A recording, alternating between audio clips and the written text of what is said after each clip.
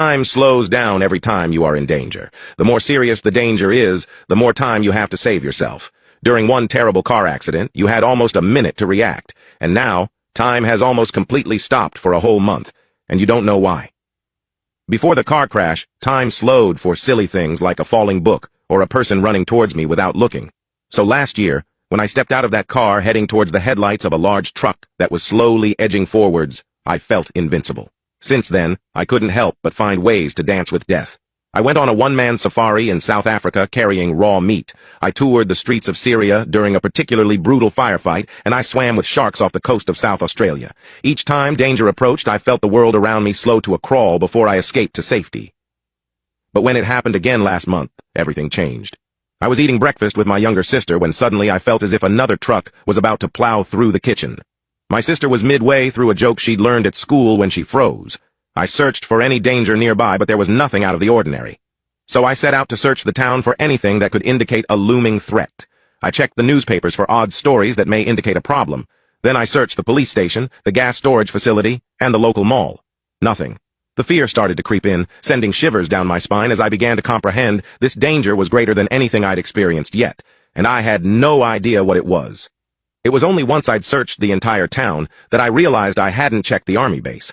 I rushed out on my bike and slid through a half-open gate that a guard was closing behind a delivery truck. I eyed the guard's pistol as I squeezed past. For the next 6 hours I searched every inch of that base, hoping I'd find the source of the danger, but there was nothing out of the ordinary. Soldiers were sleeping in the barracks and eating in the canteen. Weapons were locked away in the armory, and tanks were lined up in neat rows undisturbed. Then, just as I was walking out, feeling hopeless, I noticed the driver of the delivery truck that I'd seen on the way in. He was wearing civilian clothes and grinning like a lunatic. I walked up to the truck and opened the driver's door. Something didn't seem right about this guy. I quickly ran to the back of the truck and tried to open it, but a padlock stopped me. I went to a workshop I'd been searching earlier and found bolt cutters. When I finally opened the back of the truck, I looked straight into the eyes of a balaclava-clad man crouched in the shadows behind what appeared to be a massive bomb, holding what must have been the detonator. The horror of the situation hit me like a freak wave, and I stumbled back, hyperventilating. What should I do?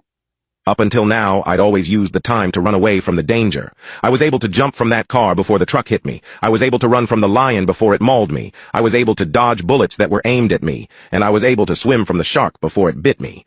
But this time, how could I run away knowing so many people would die? I thought of my sister sitting back at the table, stuck midway through her joke. I knew the blast would reach her. But what if I tried to stop them? What would happen? I'd never done that before. And how would I do it? I don't know how to defuse a bomb. I looked at the balaclava-clad man and thought through my options. Then I remembered the guard carrying the firearm, and I started walking towards the gate.